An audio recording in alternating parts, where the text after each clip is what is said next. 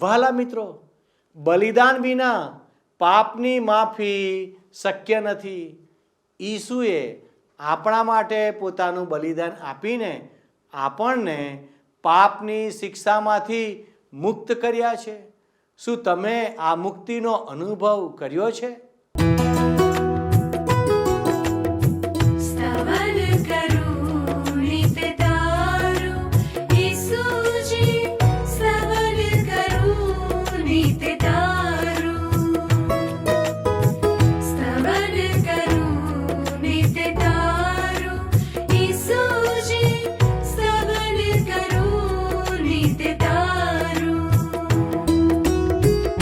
आज सवारे साद सुनी तो महिमा करूं प्रभु तारो, महिमा करूं प्रभु तारो, स्तवन करूं नित तारो.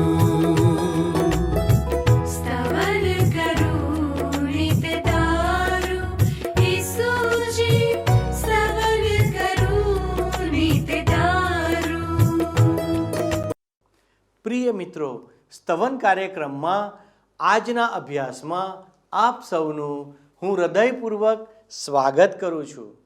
મેં સમયે સમયે કહ્યું છે તેમ પવિત્ર શાસ્ત્ર બાઇબલનો કોઈ પણ ભાગ ઈશ્વરની પ્રેરણા વગર લખાયો નથી. બાઇબલ એ ઈશ્વરનું વચન છે. કદાચ તેમાં લખવામાં આવેલી કેટલીક વાતો વાંચવી આપણને ના ગમે, પરંતુ બાઇબલના દરેક ભાગને જાણવો આપણા માટે જરૂરી છે. બાઇબલનો ઇતિહાસ માનવજાત સાથે ઈશ્વરનો વ્યવહાર દર્શાવે છે. જ્યાં સુધી આપણે તેમાં ઊંડા ન જઈએ ત્યાં સુધી આપણે જાણી શકતા નથી કે ઈશ્વર આપણી પાસેથી શું ઈચ્છે છે તથા આપણે ઈશ્વર અને તેમના સિદ્ધાંતો કે નિયમો જાણીએ અને તે પ્રમાણે વર્તીએ તે માટે છે. ઈશ્વર આપણને આશીર્વાદ આપવા તૈયાર છે, પરંતુ તેઓ આપણું જીવન જોવા માગે છે કે આપણે તેને કેવી રીતે સમજીએ છીએ. આપણે ઈશ્વરની નજરમાં કેવા છે? જો આપણામાં સુધારો કરવાની જરૂર છે તો તેમાં આપણે પહેલ કરવાની છે. આજે આપણે બીજા સમુએલના 24મા અધ્યાયનો અભ્યાસ કરીશું. અહીં 24મા અધ્યાયમાં ઈશ્વર ભક્ત દાઉદ રાજા વસ્તી ગણતરીનું પાપ કરી બેસે છે. અહીં દાઉદ રાજા ઈશ્વર પર ભરોસો રાખવાને બદલે પોતાના સંખ્યાબળ પર ભરોસો રાખવાનું પસંદ કરે છે. ઈશ્વર અહીં દાઉદને તેના પાપની શિક્ષા રૂપે પસંદગી કરવાની તક આપે છે અને દાઉદ ઈશ્વરના હાથમાં પડવાનું પસંદ કરે છે. તો ચાલો દર્શક મિત્રો, આપણા અભ્યાસની શરૂઆત કરીએ. મારું મિત્ર, મેં અગાઉ કહ્યું એ પ્રમાણે આજે આપણે બાઇબલમાં જૂના કરારના વિભાગમાં આવેલ શમૂએલના બીજા પુસ્તકના 24મા અધ્યાયનો અભ્યાસ કરવાના છીએ. હવે જો તમે આ અધ્યાય અગાઉથી વાંચ્યો હશે તો તમને ખબર જ હશે કે શમૂએલના બીજા પુસ્તકનો જે 24મો અધ્યાય છે એમાં દાઉદના વસ્તી ગણતરીના પાપનો અહેવાલ આપવામાં આવ્યો છે, ખરું ને? હવે વસ્તી ગણતરી કરીને ઈશ્વર વિરુદ્ધ દાઉદે વધુ એક પાપ કર્યું. દાઉદ જનસંખ્યામાં વિશ્વાસ કરવાને બદલે ઈશ્વર ઉપર ભરોસો રાખતો હોવો જોઈતો હતો અને ફરીથી ઈશ્વર દાઉદને શિક્ષા કરે છે. પરંતુ આ વખતે શિક્ષાનો પ્રકાર પસંદ કરવાની પરવાનગી ઈશ્વર દાઉદને આપે છે. દાઉદ પોતાને ઈશ્વરની દયા ઉપર છોડી દે છે. ઈશ્વરે મરકી મોકલી અરાવાહની ખડી દાઉદ ખરીદી લે છે, જેના ઉપર ઈશ્વર માટે દાઉદ વેદી બાંધે છે. હવે આ ખડી ભેટ સ્વરૂપે સ્વીકારવાને બદલે જેનાથી સ્પષ્ટ થાય છે કે દાઉદ એને ખરીદે છે. અને એટલે એ સ્પષ્ટ થાય છે કે ઈશ્વર પ્રત્યે દાઉદનું સમર્પણ અને આસ્થા કેટલા બધા ઊંડા હતા. આ સ્થાન ઉપર સુલેમાન રાજાએ ઈશ્વરનું મંદિર બાંધ્યું. જો કે એ મંદિરની અત્યારે કોઈ હયાતી તો નથી, એમ છતાં ઇઝરાયેલી પ્રજા ભવિષ્યમાં આ જ સ્થળ ઉપર ઈશ્વરનું મંદિર બાંધશે. હવે દાઉદે જે વસ્તી ગણતરી કરી એને ઘણા લોકો પાપ તરીકે જોતા નથી, પરંતુ આ દાઉદના જીવનમાં એણે કરેલું વધારે એક પાપ છે. ઈશ્વરની દ્રષ્ટિમાં તેણે કરેલી વસ્તી ગણતરીનું પાપ એણે કરેલા અન્ય પાપો જેવું જ એક પાપ હતું. અને આનો અર્થ એ થાય મિત્ર કે માનવી જ્યારે ઈશ્વરના એક નિયમનો ભંગ કરે ત્યારે તે ઈશ્વરના બધા જ નિયમોનો ભંગ કરવા માટે દોષિત ઠરે છે. દાઉદે વસ્તી ગણતરી કરી અને એટલે એ સાબિત થયું કે એને ઈશ્વર ઉપર ભરોસો નહોતો, માણસો ઉપર, જનસંખ્યા ઉપર, બાહુબળ ઉપર ભરોસો હતો. તમે જુઓ સમુએલનું બીજું પુસ્તક 24મો અધ્યાય છેલ્લો અધ્યાય છે. એની પહેલી અને બીજી કલમ મારી સાથે સાથે જુઓ. અહીંયા લખ્યું છે કે યહોવાનો કોપ ફરી ઇઝરાયેલ પર સળગી ઉઠ્યો અને તેણે દાઉદને તેઓની વિરુદ્ધ ઉશ્કેરીને કહ્યું કે જા ઇઝરાયેલ તથા યહૂદિયાની ગણતરી કર. પોતાની સાથે યોઆબ સેનાપતિ હતો. તેને રાજાએ કહ્યું કે દાનથી તે બેરશેબા સુધી ઇઝરાયેલના સઘળા કુળોમાં બધે ફરીને લોકોની ગણતરી કર કે હું લોકોની કુલ સંખ્યા જાણું. આરંભમાં મિત્ર આપણે જોયું હતું એ પ્રમાણે ઈશ્વરે દાઉદને ઇઝરાયેલી લોકોની વસ્તી ગણતરી કરવાની સૂચના આપી હતી. દાઉદને પ્રોત્સાહન આપવા માટે અને તેને સમર્થ બનાવવા માટે ઈશ્વરે એ પ્રમાણે કર્યું હતું. ઈશ્વર ત્યારે ઈચ્છતા હતા કે દાઉદ જાણે કે એની પાછળ બહુ જ મોટું લશ્કર ઊભું છે.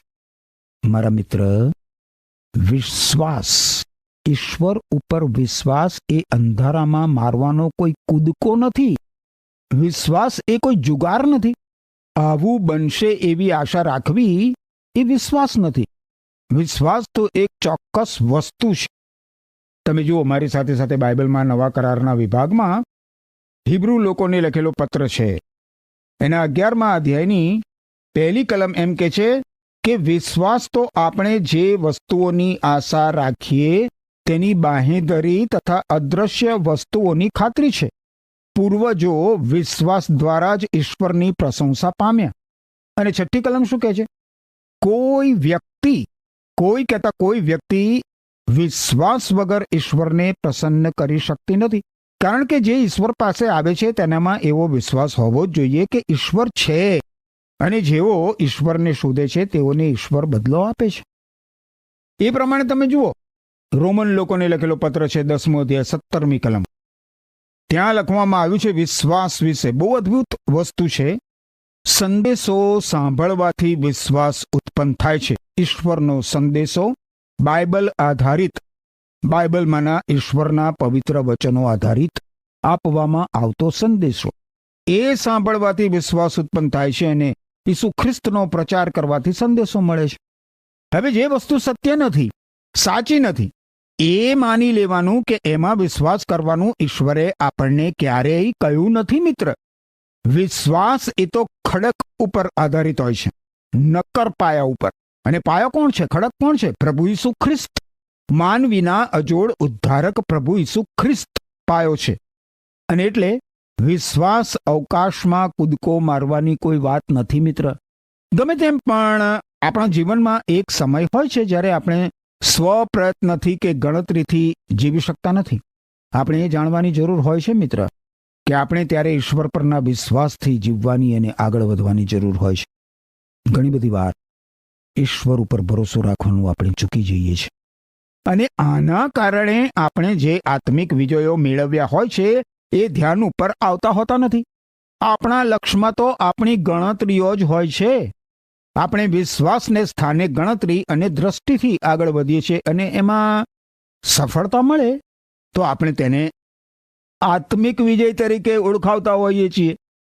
હવે આ સમયે તમે જુઓ, રાજા દાઉદ વસ્તી ગણતરી કરીને પાપ કરે છે. દાઉદ હવે એક વૃદ્ધ રાજા છે. દાઉદ જાણે છે કે ઈશ્વરે તેની નીચે એક પાયો મૂક્યો છે, અને દાઉદ એ પણ જાણે છે કે તે દુશ્મનને મહાત કરી શકે એમ છે. આથી દાઉદે લોકોની વસ્તી ગણતરી કરવાની સહેજ પણ જરૂર નહોતી. દાઉદે તો કાયમ માટે ઈશ્વર ઉપર ભરોસો રાખવાને બદલે તેના સંખ્યાબળ ઉપર ભરોસો રાખવાનું પસંદ કર્યું. જો કે આ જ રાજા દાઉદે જાત અનુભવથી લખ્યું છે તમે જુઓ, ગીત શાસ્ત્રનું પુસ્તક છે ને બાઇબલમાં, જૂના કરારના વિભાગમાં, એના 5મા અધ્યાયની 11મી કલમ જુઓ. રાજા દાઉદ કહે છે, તારા પર, ઈશ્વરને સંબોધીને કહે છે કે તારા પર ભરોસો રાખનારા સઘળા આનંદ કરશે. તું તેમનું રક્ષણ કરે છે માટે તેઓ સદા હર્ષનાદ કરશે. વળી તારા નામ પર પ્રીતિ રાખનારા તારામાં હર્ષ પામશે. એ પછી એ જ રાજા દાઉદ 18મો અધ્યાય છે ગીત શાસ્ત્રનો, એની બીજી કલમ તમે જુઓ. એમાં એ શું કહે છે કે યહોવા મારો ખડક, મારો કિલ્લો તથા મારો બચાવનાર છે, મારો દેવ, મારો ગઢ, તે પર હું ભરોસો રાખીશ. તે મારું બખ્તર, મારા તારણનું શિંગ અને મારો ઊંચો બુરજ છે. એ જ અધ્યાયની આગળ 50મી કલમમાં રાજા દાઉદ કહે છે કે ઈશ્વર પોતાના રાજાને વિજય આપે છે અને પોતાના અભિષિક્ત ઉપર, એટલે દાઉદ તથા તેના સંતાન ઉપર સર્વકાળ મહેરબાની રાખે છે. સર્વકાળ. 27મા અધ્યાયની તમે 3જી કલમ જુઓ. કેટલી અદ્ભુત વાત કહે છે. રાજા દાઉદ કહે છે, જો કે સૈન્ય મારી વિરુદ્ધ છાવણી નાખે તો પણ હું મનમાં ડરીશ નહીં. જો કે મારી વિરુદ્ધ યુદ્ધ ઉઠે તો પણ હું દેવ પર ભરોસો રાખીશ, હું ઈશ્વર ઉપર ભરોસો રાખીશ. 62મા અધ્યાયની 7મી કલમ પણ અદ્ભુત છે. એમાં રાજા દાઉદ કહે છે, ઈશ્વરમાં મારું તારણ તથા ગૌરવ છે, મારા સામર્થ્યનો ખડક તથા મારો આશ્રય ઈશ્વરમાં છે.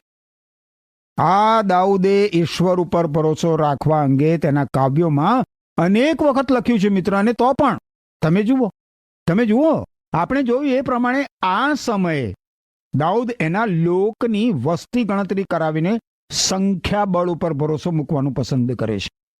આગળ આપણે જોઈએ શમૂએલનું બીજું પુસ્તક, એનો 24મો અધ્યાય તમે જુઓ મારી સાથે સાથે. ખાસ કરીને 10 થી 13 કલમો તરફ હું તમારું ધ્યાન દોરવા માંગુ છું. ત્યાં લખ્યું છે કે દાઉદે લોકોની ગણતરી કર્યા પછી એના મને એને માર્યો. અને દાઉદે યહોવાને કહ્યું કે મેં જે કર્યું છે તેમાં મેં મોટું પાપ કર્યું છે. પણ હવે હે યહોવા, કૃપા કરીને તારા સેવકની દુષ્ટતા દૂર કર, કેમ કે મેં ઘણી મૂર્ખાઈ કરી છે. અને દાઉદ સવારે ઉઠ્યો ત્યારે દાઉદના દ્રષ્ટા ગાદ પ્રબોધક પાસે યહોવાનું એવું વચન આવ્યું કે દાઉદ પાસે જઈને તેને કહે કે યહોવા એમ કહે છે કે હું તારી આગળ 3 વાત મૂકું છું, એમાંની એક તું પસંદ કર કે તે પ્રમાણે હું તને કરું. હવે 13મી કલમ જુઓ. માટે ગાદે દાઉદ પાસે આવીને તેને ખબર આપીને કહ્યું કે તારા દેશમાં 7 વર્ષ સુધી દુકાળ પડે, અથવા તો તારા શત્રુઓ તારી પૂંઠે પડે ને તું 3 માસ સુધી તેઓથી નાસતો ફરે, અથવા તો તારા દેશમાં 3 દિવસ સુધી મરકી ચાલે. હવે વિચાર કર, ને જેણે મને મોકલ્યો છે તેને હું 100 ઉત્તર આપું તેનો ખ્યાલ કર. ઈશ્વર દાઉદ રાજાને શિક્ષા પસંદ કરવાની તક આપે છે. તમે જુઓ મિત્ર, અહીં ઈશ્વરને દાઉદે આપેલો ઉત્તર એ કોઈ વિકટ પરિસ્થિતિમાં એને પડવા દેશે નહીં. રાજા દાઉદ કહે છે, મારે માણસો પર આધાર રાખવો પડે એવી પરિસ્થિતિમાં ઈશ્વર પિતા તમે મને મૂકશો નહીં. અને પ્રભુની કૃપાથી પ્રભુએ મને માણસો ઉપર આધાર રાખતા બચાવ્યો છે.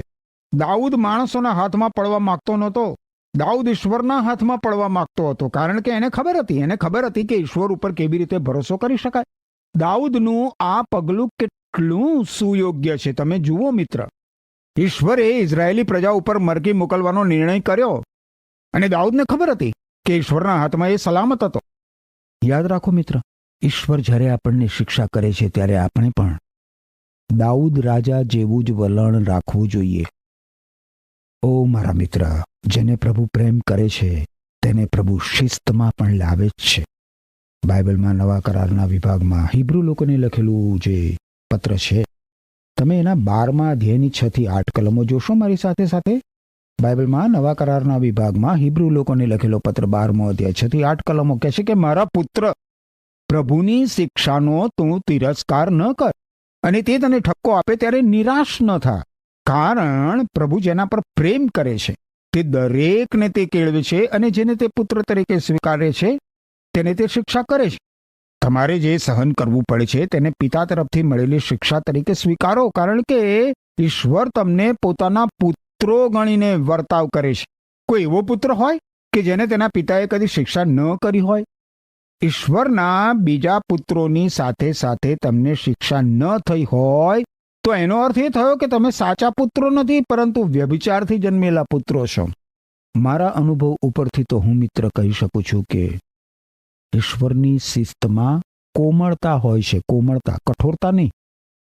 હવે એ બધામાં વિશ્રામ પણ હોય છે, અને ઈશ્વરનો આશીર્વાદ છે. તો એકલા ઈશ્વર જ આપણા આંસુ લૂછી શકે છે અને લૂછી નાખે પણ છે. ઈશ્વર જ આપણા ભાગેલા તૂટેલા હૃદયને સમારી શકે છે. મિત્ર, આપણા હૃદયમાં પડેલા ઘા એકલા ઈશ્વર જ રૂઝવી શકે છે. તમને અકસ્માત નડે તો ડોક્ટર કદાચ તમારા ઘા સીવી શકે, પરંતુ મોટા લાગણીઓના અકસ્માતોમાં મન, હૃદય અને મગજ ઉપર થયેલા મોટા હથોડાના ઘાથી થયેલી ભાંગફોડમાં એકલા પ્રભુ ઈસુ ખ્રિસ્ત જ મિત્ર આપણને સાજા કરી શકે છે. આ મારો જાત અનુભવ છે મિત્ર. ઈશ્વર અને માત્ર ઈશ્વર જ આપણને સમારી શકે છે. આજે મિત્ર, આપણા જીવનોમાં આપણને ઈશ્વરની કેટલી બધી તાતી જરૂર છે.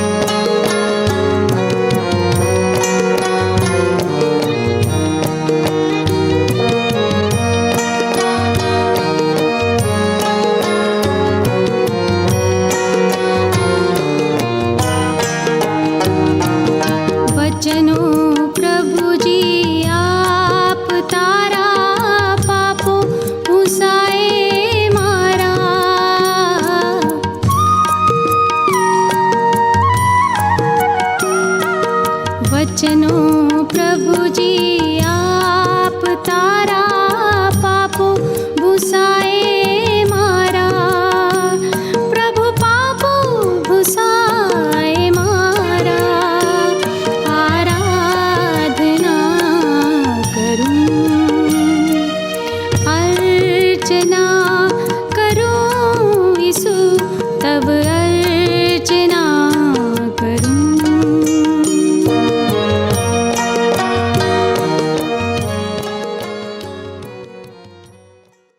વારું, આપણે હવે શમૂએલના પુસ્તકના છેલ્લા વિભાગમાં આવી ગયા છીએ.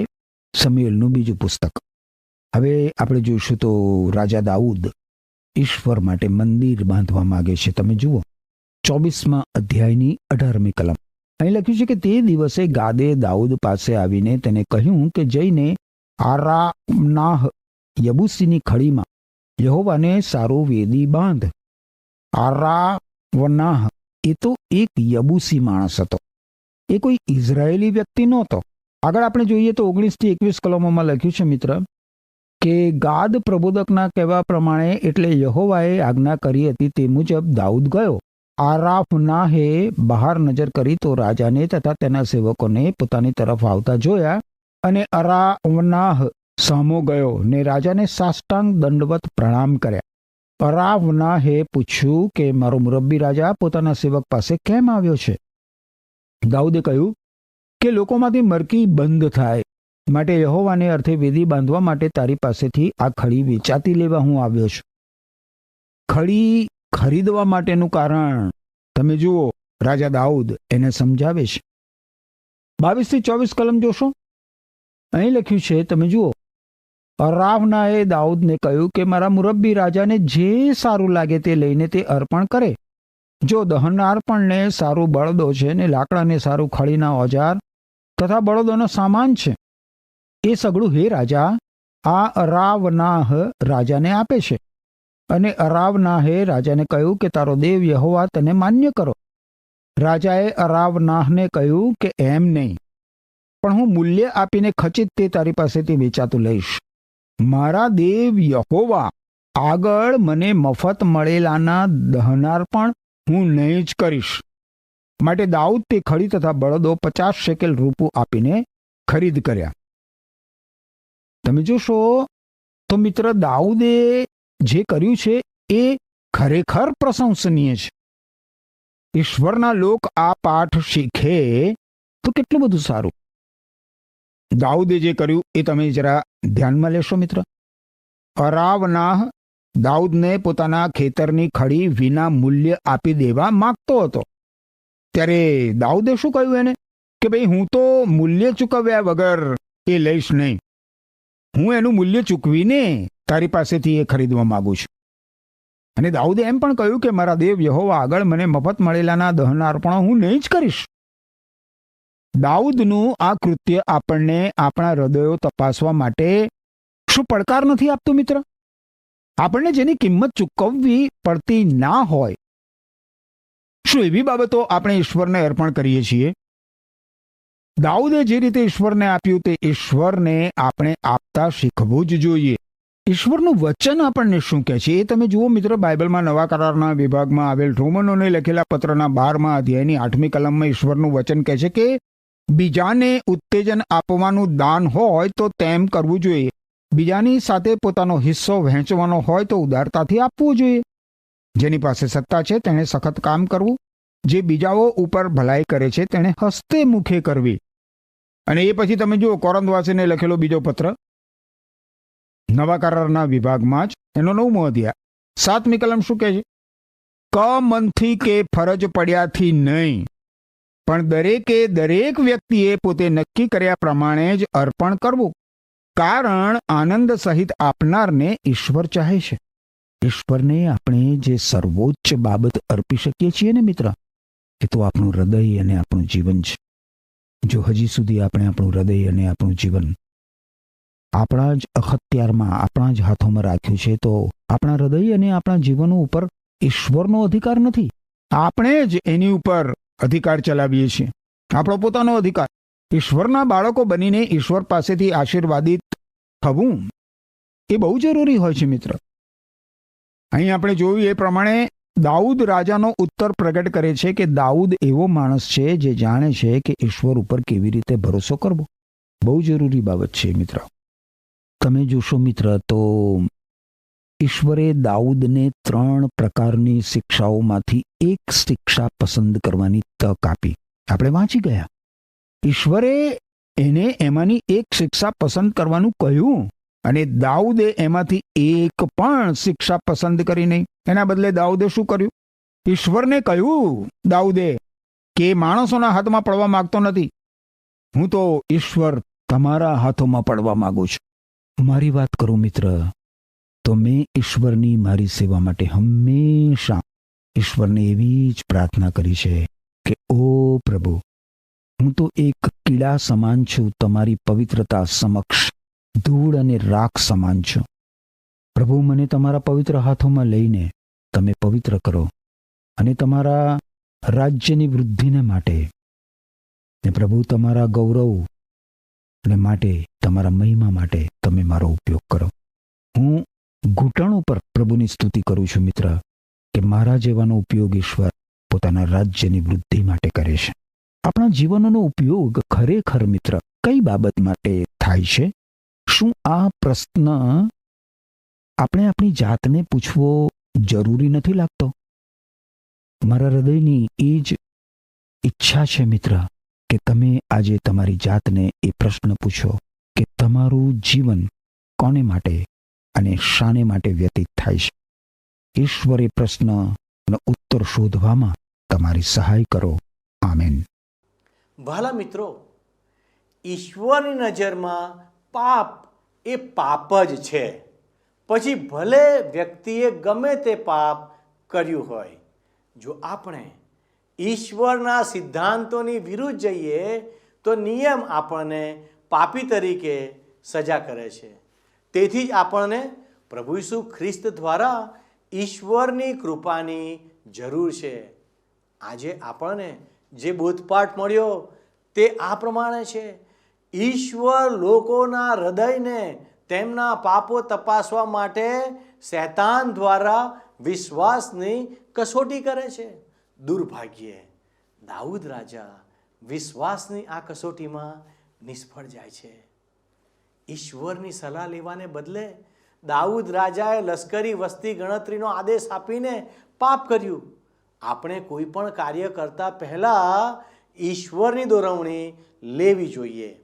પવિત્ર આત્મા દ્વારા પાપનું ભાન થવાથી દાઉદે પોતાના પાપોનો પસ્તાવો કર્યો. દાઉદના ઉદાહરણ દ્વારા ઈશ્વર જણાવે છે કે પવિત્ર આત્મા વિશ્વાસીઓને પસ્તાવો કરવા માટે પાપનું ભાન કરાવે છે. જ્યારે ઈશ્વર દ્વારા 3 ભયંકર સજાઓ વચ્ચે પસંદગી આપવામાં આવી ત્યારે દાઉદ રાજાએ ઈશ્વરના હાથમાં સોંપાઈ જવાનું પસંદ કર્યું. આ ઉદાહરણ પરથી ઈશ્વર જણાવે છે કે વિશ્વાસીઓએ તેમની મુક્તિ માટે ઈશ્વર પર વિશ્વાસ રાખીને તેમની દયાનો અનુભવ કરવો જોઈએ. જ્યારે દાઉદ રાજાએ પાપનો પસ્તાવો કરીને દયા માટે પોકાર કર્યો ત્યારે ઈશ્વરે તેમના પ્રત્યે દયા દર્શાવી. છેવટે વેદી બનાવ્યા પછી દાઉદ રાજાએ તેના પાપો માટે અને ઈશ્વરની સાથે સંગત મેળવવા માટે બલિદાન આપ્યું. અંતે લોકો મધ્યથી મરકી બંધ થઈ. આખરે ઈસુએ આપણા માટે બલિદાનની જરૂરિયાત પૂરી કરી. તેમના મૃત્યુ દ્વારા આપણા પાપોને માફ કરી શકાય છે. શું તમે આ વાત સ્વીકારો છો? જો હા, તો આવો આપણે સાથે મળીને પ્રાર્થના કરીએ. આવો પ્રાર્થના કરીએ. ભલા ઈશ્વર પિતા, અમે તમારા બાળકો તરીકે અમે તમારી કૃપા માંગીએ છીએ. પ્રભુ, તમે અમારા પાપોની માફી આપો. તમે અમને નવું જીવન આપો. તમે પ્રભુ અમારી મુલાકાત લો. અમે તમારા હાથોમાં સોંપાઈએ છીએ. તમે અમને નવું હૃદય આપો. અમારું જીવન તમારા હાથોમાં સોંપતા અમારી આ પ્રાર્થના ઈસુના નામમાં માગીએ છીએ. આમેન. વહાલા દર્શક મિત્રો, જો આપે આ પ્રાર્થના કરી છે તો મારી આપને નમ્ર વિનંતી છે, આપ અમને એક ફોન જરૂરથી કરશો. આપની સાથે અમારા પ્રતિનિધિ પ્રાર્થના કરશે. ઈશ્વર આપને આશીષ આપો. આમેન. ગત પ્રશ્નનો જવાબ છે દાઉદ.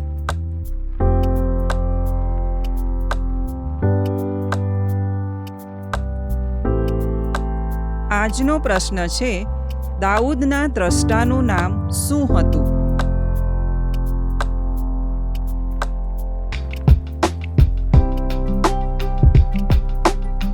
પ્રશ્નનો જવાબ સ્ક્રીન પર દર્શાવેલ વોટ્સએપ નંબર પર આપવાનો રહેશે. દરેક પ્રશ્નનો સાચો જવાબ આપનાર વિજેતાઓના નામ દર મહિનાના પ્રથમ સોમવારે જાહેર કરવામાં આવશે.